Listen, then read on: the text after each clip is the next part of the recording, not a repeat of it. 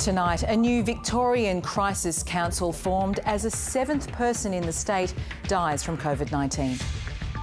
This Crisis Council is all about managing the COVID-19 crisis and then making sure Victoria is in the strongest possible position once we get to the other side.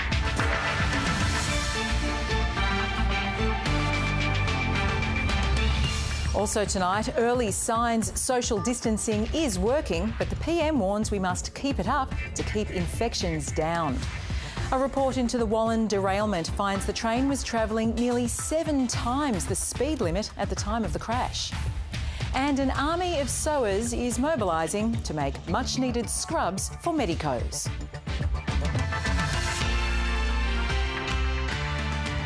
Good evening, Mary Gearin with ABC News. Victorian Premier Daniel Andrews has formed a special crisis council of cabinet to help tackle the COVID-19 pandemic. It'll be made up of the Premier and 7 state government ministers, and it comes as a 7th person in Victoria has died from the virus. Our state political reporter Richard Willingham is at Treasury Place tonight. Rich, what is the purpose of this crisis council? Well, good evening, Mary. This council is set up to basically streamline all the responses to the coronavirus crisis. Now, these 7 ministers are the most senior ministers in the government, and they're all the lead ministers of the various departments, and they will be in charge of coordinating the response. For example, Jacinta Allen will be the minister coordinating all the response for transport. The Treasurer is in there as well. So basically, this was sworn in today over a phone hookup, so it was unprecedented that the governor was swearing in these ministers, and it was basically set up to make sure that the decision-making can be quick and swift. It's a smaller group, obviously, so those decisions can be made more quickly. Now, normal cabinet will continue to sit as well as part of this. Now, this special crisis cabinet will sit for at least 6 months and may be renewed beyond September. The Premier says this is all about getting things done quickly and responding quickly so he can be agile to what may come up next. Now, today, as you mentioned, we have a 7th death in Victoria. And it's also been confirmed that there's been a death at the Shepparton Hospital. Now, this is the first fatality outside Victoria. Overall, case numbers only grew by 49 in Victoria, but disturbingly, the number of community transmissions, that is, someone being infected from an unknown source, also grew. And the Premier had these words to Victorians a short time ago. I'm pleased to see some of these numbers flattening, but we're by no means is the end just around the corner. This is going to run for a long time. We can't be complacent. We certainly can't be giving the community false hope. The Premier speaking not long ago. And Rich, there are further disturbing developments tonight at one of Melbourne's biggest hospitals. Yes, the Alfred Hospital, we've already know that 3 people have unfortunately died from the coronavirus linked to the oncology and haematology ward. 10 staff have also tested positive. We can also confirm that 100 staff linked to that hospital have had to go into self-isolation for 14 days because of potential exposure to this virus. And it just sort of shows how dangerous and how exposed some of the healthcare workers on the front line are. And the hospital's also recommending to staff that they wear their normal clothes, casual clothes to work, they get changed into their scrubs at work and then get changed back out of them in order to try and limit the spread of virus into the community. And it just shows the exposure the people on the front line to this virus are having to deal with. Today, there have been many more developments, and Bridget Rollison reports on today's developments. With a growing number of frontline health workers getting sick, authorities have boosted testing within hospitals to quickly identify any potential clusters. I'm not surprised that there are more positives, but I am confident that we are doing everything we can to keep our health staff safe. The more that we can apply the social distancing measures that we're all talking about, the fewer cases we'll have. But it's not just doctors and nurses who are worried. Some non-medical hospital staff, including admin workers and security guards, have resigned after being denied personal protective gear. We're very, very scared for the workers, and we need some action now taken place to provide the protective equipment for every single health worker. There's been 49 new confirmed cases of the virus overnight, bringing the state's total to 1,085. 7 people have died, 37 people are in hospital, and 476 have recovered. But worryingly, there are now 62 cases of the virus believed to be acquired through community transmission. It's increased a lot in recent days. It was under 30 just a few days ago, and so we have to keep an eye on that. The construction union is trying to allay the fears of some of its members who've called for an immediate shutdown of all work sites. 2 Melbourne sites have had to temporarily close after workers tested positive for the virus, but they have both since reopened. Some construction workers have told the ABC they're worried about being exposed to the virus at large building sites and say they'd rather be at a packed Bondi Beach than at work with hundreds of other tradies. But their union says a shutdown would be disastrous. We've got 1.2 million Australians who make a living in this industry, and their health has to come first, but we also need to deal with this virus and the crisis caused by it, knowing that we probably will not have a vaccine for at least 18 months on the best estimates. Meanwhile, as the country's largest toll operator pushes ahead with a rise in tolls on Melbourne CityLink, the state government and opposition have called on Transurban to reverse the hike. Only people on the road at the moment are essential services. We need to make sure that those businesses are protected, and we're saying to Transurban, show some heart right now, show those businesses that you support them and remove the increase in the tolls. Transurban says it will waive tolls for some people affected by COVID-19, but is sticking by the increase.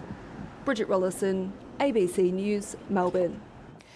Now, there are signs that staying at home and keeping a distance is working. The Prime Minister's given a sneak peek into some of his worst-case scenarios, revealing the country's running at about half the number of positive cases it might have recorded if the stringent controls on everyone's lifestyles hadn't been put in place. Here's National Affairs correspondent Greg Jennett. This virus writes its own rules. He's written the counter rules. The changes that you are making, Australia, are working. And Australians appear to be living by them. Had we not taken the measures we'd already taken just 12 days ago, there'd be 5,000 more people with the virus right now. Data's the only fair dinkum way of telling what works, and the Prime Minister's sneak peek is a clue to high levels of compliance. Mapping time against action and then infection cases, Sydney University researchers reckon 9 out of 10 Australians must be good social distancers, bending the case curve downwards. 8 out of 10 would look pretty good too. But if only 1 more in 10 went wayward, trouble. The infections would be headed skyward. We have to make sure that we don't relax too soon, otherwise all of this effort might be wasted. We are quietly pleased, but we cannot stop. Sparseness remains the law of the land. So does day after day of home time. I feel like whatever Australia is doing to try to keep the number of deaths down, I am fully supportive of. Testing most of the bulk of 25 million Australians. Although clerics will be allowed to treat their Easter services as work, anyone thinking of going bush for a job and just wait will now have to put themselves into isolation beforehand. The cost to Main Street's obvious enough, and a compulsory code is on the way for shop, office and warehouse rentals. The less a business gets through the till, the less rent they should pay. My comment to the landlords is do the right thing. The rate of new controls and big spending is slowing, and next week Scott Morrison's promising to bring the public in on the projections and models that he and other leaders have been guided by. But whatever it says, the current regime stays just as is. Patience must become the virtue of Australians. To retreat, we're told, is to surrender. Greg Jennett, ABC News, Canberra. The New South Wales Premier has ordered an investigation into the bungled handling of the Ruby Princess cruise ship. 2,700 passengers were allowed to disembark without being checked for COVID-19. More than 350 from the ship have since tested positive. It triggered an ugly spat between state and federal authorities and the cruise ship owners. The New South Wales Police Commissioner has been asked to find out who's to blame. It's about getting to the bottom of what happened in the hours leading up to the ship coming in. There will be documentation, there'll be OOO calls, there will be evidence. It follows another death linked to a cruise ship today. A foreign passenger from the Artania died in a Perth hospital after becoming infected while on board. Most Western countries, including Australia, have advised against the use of face masks by the general public during this crisis. But now that international advice is under review, just as the hospital system deals with an unprecedented shortage. Face masks are now common on Australian streets, but the official advice is if you're not sick, you don't need one. A global shortage means the masks are in tight supply. In South Australian hospitals, they're being stored in vending machines, and doctors and nurses are now being told they'll have to be reused. From today, we will collect used N95 masks, and we will look into ways of safely reprocessing those so they're sterile and can be reused by all staff. Despite official guidance, public demand for masks remains high. A woman's been charged with stealing 100 masks from the Port Pirie Hospital on Tuesday. Part of the reason authorities don't recommend wearing masks is because they're not effective if they're not used properly, and they can give people a false sense of security. Hand washing and physical distancing still remain the best ways to avoid infection. But the official take could change. In Austria, people have to wear masks at the supermarket, while Israel and Los Angeles are saying people need to wear them when they go out. We're going to have to get used to, seeing each other like this. This will be the look. With many coronavirus cases showing no symptoms, the World Health Organization and the US Centre for Disease Control are reviewing their advice to consider whether people are less likely to spread the virus if their mouth is covered. The Australian Medical Association remains quite comfortable with the current advice around use of masks, etc., and limiting surgical mask use to largely healthcare facilities and, of course, people who are unwell. Doctors want to make sure masks get to those who most need them. Leah McLennan, ABC News, Adelaide. Meanwhile, sewing machines across the country are being mobilised to make scrubs for healthcare workers. Doctors and nurses at the forefront of the fight against the virus have been struggling to buy the medical scrubs they wear to work. And as Nicole Asher reports, they're coming up with some crafty solutions. These scraps of fabric are on their way to becoming a set of nurses' scrubs. I haven't quite taken on the scrub cap yet, but that's my next challenge. I've cut out the pattern for it. There's an army of sewers across the country making uniforms for healthcare workers. The makers are kind of all ends, from hobby sewers and people trying it for the first time to people who are professional dressmakers and are currently out of work. Dr Parry started the Scrubs Co-op a week ago. Now there's nearly 900 members. It's connecting people isolating at home with idle sewing machines to healthcare workers. We don't normally wear scrubs and we're all looking to buy them for COVID ward. Larger scale clothing manufacturers are also rallying to fill the supply shortfall. We responded to that call by Friday morning ordering fabrics, making some patterns and kind of leaping straight into it. So in the last week we produced our first order. It's normally a non-profit training ground for people from migrant and refugee backgrounds. Have dedicated all of our production resourcing towards this project, and we're trying to produce as many as we can. At the moment, the orders are flooding in. Pants, tops and scrub caps are getting made in homes and businesses around the country, but there's no call for masks because people on the coronavirus frontline need their personal protective equipment to meet strict medical-grade guidelines. While some of her colleagues' new scrubs have arrived, Dr Parry's are still on the way from Queensland. She's making me surprise ones. I said some printed ones and I don't actually know what the fabric is, so we'll see what I get. A surprise due in the post at any moment. Nicole Asher, ABC News, Melbourne. So good. The RSPCA in Victoria says it's expecting a multi-million-dollar fall in revenue because of the pandemic. The organisation cares for about 20,000 animals each year, but it's heavily reliant on volunteers and donations, and it says it's experiencing a drop in both. The Victorian branch says it's closed down 13 op shops, cancelled fundraising programs like the Million Paws Walk and reduced vet and grooming services. The RSPCA is currently caring for more than 1,600 animals, and it says that number is rising because animals continue to be neglected and abused. Now turning to COVID-affected crime. A drug delivery to a quarantined traveller in a Sydney hotel has been caught on camera. This man is alleged to have dropped off an MDMA capsule hidden in a fruit basket. He handed it to police in the reception area of the 5-star hotel where recently returned travellers are being held in compulsory isolation.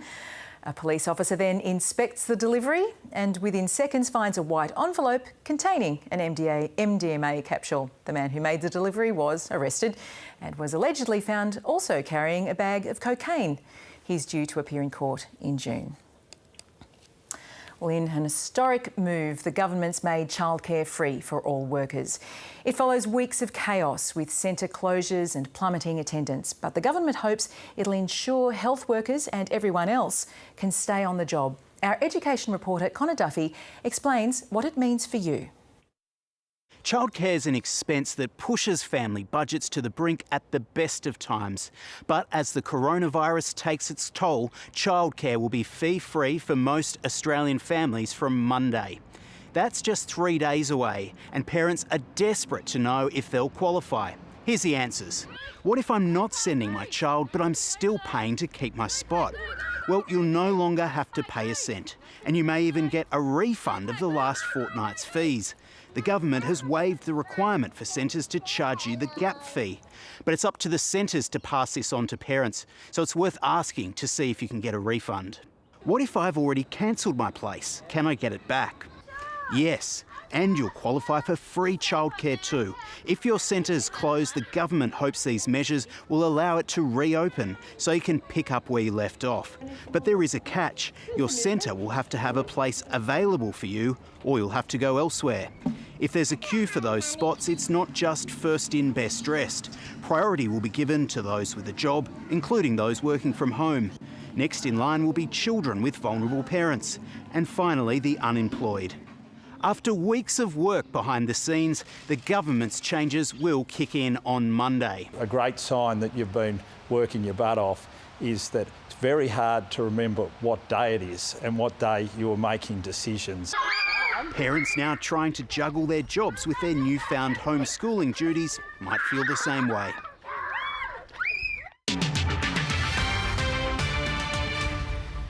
Less than a month after the World Health Organization labelled the outbreak a pandemic, a grim milestone has been reached with more than 1 million cases confirmed around the world.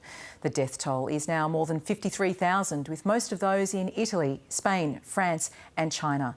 But the US continues to be a concern. New York has more than a third of all cases in the US, and the state's governor has warned its supply of ventilators may be exhausted in just 6 days.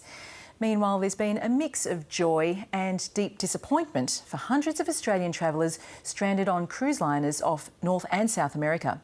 North America correspondent James Glenday reports. They were expecting a unique adventure, a cruise to Antarctica, one of the wildest parts of the world.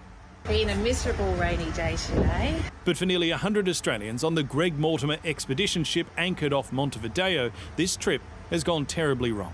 One man's been diagnosed with COVID-19 and was taken to hospital. 9 on board have fevers, and local officials fearing a coronavirus cluster won't let the liner dock, leaving everyone in limbo.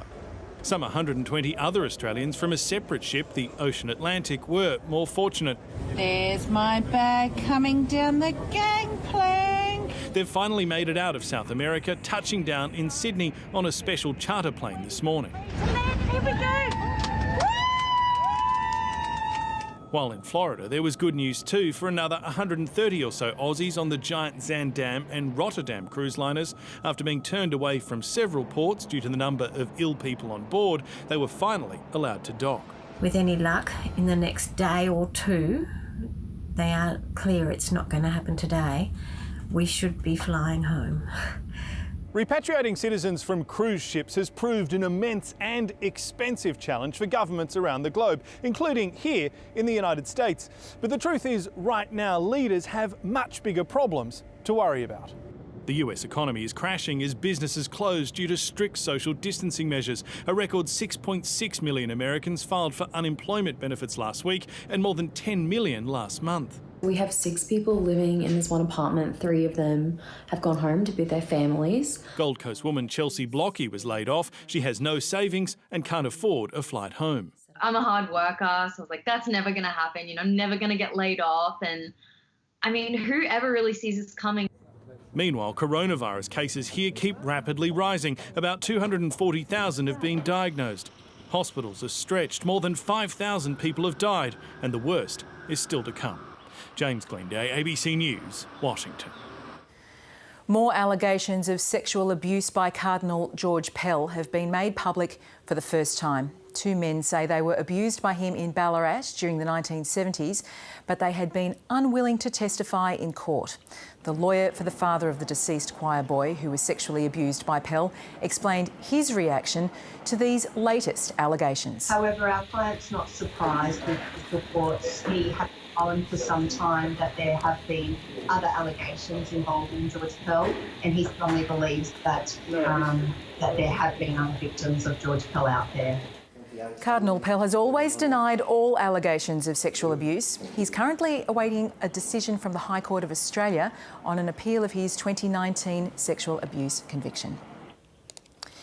A report into a fatal train derailment at Wallan, north of Melbourne, has found the train was travelling at more than 100 kilometres an hour in a 15k zone when it came off the tracks. The crash on the Sydney to Melbourne line in February left the train driver and pilot dead and dozens of others injured. Elias Kluwer reports. More than 150 people were on board the XPT train from Sydney to Melbourne when it came off the tracks and ended up a twisted wreck. Driver John Kennedy of Canberra and pilot Sam Mentanos of Castlemaine died in the crash. 39 passengers and 5 crew members were injured. It was an absolute nightmare. I will never, ever use our rail network again. A preliminary Transport Safety Bureau report says a track change hours before the crash meant trains were being diverted from the main line onto a passing loop. A train notice issued to reflect this change specified a 15km/h speed limit for entry into the loop. But instead of slowing to 15 kilometres per hour, the report found the train was heading towards the loop at about 130 kilometres an hour. Recordings show the driver hit the emergency brake, but the train was still travelling at 100 kilometres an hour when it entered the loop and derailed. The Safety Bureau says the condition of the track and train don't appear to have contributed to the derailment, but it's still being investigated. Look, the continuing investigation will explore a range of factors, including a detailed examination of the alternative safe working system, the operation of the train, the condition of the track. The final report could take up to 18 months to prepare. Elias Kluwer, ABC News, Melbourne. To finance now, and the Australian share market ended sharply lower ahead of tonight's US jobs numbers. Comments from Donald Trump on the oil price feud between Russia and Saudi Arabia added to the instability. Here's Philip Lasker. I'd like to share some good news before embarking on our coronavirus-infested journey. Retail sales up 0.5% in February. Does it matter? No. It's a throwback to a time when toilet paper received the attention it deserved. This is what got all the attention today. Oil prices spiked when a Donald Trump tweet suggested Russia and Saudi Arabia might end their oil price war. After a brief flurry, investors decided we'll believe it when we see it, so markets pulled back. The All Ordinaries Index opened higher, but selling intensified as the day wore on. The market did manage to chisel out a gain for the week, though. Energy stocks were helped by the oil price gyrations. AMP and Stockland fell sharply. Struggling carrier Virgin says it's looking for money wherever it can get it. And Citi expects second-half bank dividends to be cut. During the global financial crisis, dividends were cut by around 26% on average. Here is a graph of the expected cuts in dividend payouts during the next reporting period, with big reductions in the consumer discretionary, real estate and energy sectors. On the other hand, investors in healthcare, supermarkets and IT might do better. Some retail real estate investment trusts are faring better than others. Shopping Centres Australasia focuses on regional and neighbourhood shopping centres where many tenants sell food and necessities. Scentre Group owns big Westfield malls, which are all things to all people, destinations. Right now, consumers prefer the smaller malls selling essentials closer to home, so the bigger players are suffering more. The Australian dollar has firmed a little. It's trading above 60 US cents, and that's finance. After years of drought, many farmers in New South Wales are taking advantage of recent rain. On the Liverpool Plains near Tamworth, sunflowers are in bloom and they're enormous. The spectacular sight would normally be a draw card for visitors, but they're staying away because of coronavirus. So we thought we'd show them to you instead. From barren paddocks to a sea of colour, it's been 3 years since this farm has seen sunflowers take shape, a sign that the drought is finally starting to break. It's been pretty uncertain, to be honest. We sort of put this crop in on a pretty big hunch. We put it in January and we saw a bit of rain on the radar coming, so we thought, you know what, we'll give it a stab. This crop is destined for birdseed, but for now it's helping pollinate the plains. Most flowers stand 2.5 metres tall and they're a sight to behold for a local community driven by agriculture. The planted areas, this one's about 90 hectares, so yeah, there's a few football fields in here. With the way things have been the last couple of years, there hasn't been much growing at all, so to see something green and something flowering is always a good sight. The Pengilly family has farmed this country since the 1800s and hopes the legacy can now live on for their children. Yeah, they love running through them and having a look at the flowers and pulling the petals off. Sunflowers and other crops normally attract tourists to the area, but COVID-19 travel restrictions mean that isn't possible this year. It is unfortunate with how things are sort of panning out, but there's always next year. And with more rain on the horizon, there's hope for even brighter times ahead. Amelia Bernasconi, ABC News, Blackville. Bloomin' wonderful. Time for the weather now. No, oh, come on, that was good. It is good, actually, I must say. Well, a little bit evil, that last one, I must say. There's something about it, I don't know. Or say something about you. Oh, could do. That's true. Well, Mary, we've just seen the end to our sunny and mild weather with a series of cold fronts set to bring a wintry weekend. Love to know where this is with all these kangaroos looking at us.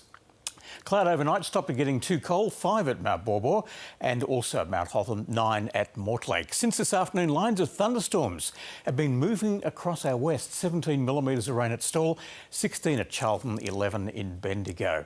It was warmest in our west with nil at the top of the ladder on 28. In Melbourne City, we made it to 23.2 at 3:33 this afternoon. Right now in our deserted city, it's still 20. A warmish day across the nation's southeast. Apart from Canberra, Adelaide's had 10 millimetres of rain since late today. Now, a pressure trough cleared away from Victoria early today. Next in line for us is this strong cold front with plenty of cold air behind it. That front will actually move through Melbourne around midnight. Another one is due tomorrow, a third one on Sunday. So showers plus a cold and blustery westerly wind for us over the weekend, but becoming settled if cool next week. Tomorrow, Perth will be mostly sunny. In Adelaide, windy and wet. Hobart could have up to 20 millimetres of rain. In Canberra, windy with morning showers. Sydney's in for morning showers, and in Brisbane, afternoon showers. Back home, a band of showers and storms will cross the state overnight. More showers during tomorrow in the south and also the northeast. Small hail in southern and mountain parts and snow later down to 1,000 metres. Much cooler too, the low to mid-teens across most of the south and also the northeast. Now, a severe thunderstorm warning is current for that area in yellow. Damaging winds tomorrow afternoon in these coastal areas and also the Mornington Peninsula and the northeast. A sheep grazier's warning for all districts apart from the Mallee. After a change late tonight with 45 knot squalls, a westerly on the bays, 20 to 35 knots. Gales on Port Phillip, the central and Gippsland coasts. Showers and storms are not far away from Melbourne. Looks like they're heading right for Geelong at the moment. A change will hit the city around midnight with heavy downpours. More showers tomorrow, mostly in the afternoon, and a gusty wind will make it feel even colder than 16, up to 25 millimetres of rain. Sunday, back to Eastern Standard Time and a cloudy day with strong westerly winds. Showers in the afternoon and evening and 16 the high. And after that, we're in for a cool but mostly dry week right up to Good Friday, Mary. Thanks, Paul. Now, before we go, just a recap of our top stories. Premier Daniel Andrews has announced a crisis council of cabinet to slow the spread of the coronavirus as the state records a 7th death. 100 workers as well in the Alfred Hospital have gone into isolation. And the Prime Minister says the current trajectory of cases is encouraging, but the virus writes its own rules. So that's it for tonight. Thank you for joining us and joining me again tomorrow. Until then, tomorrow. Good night.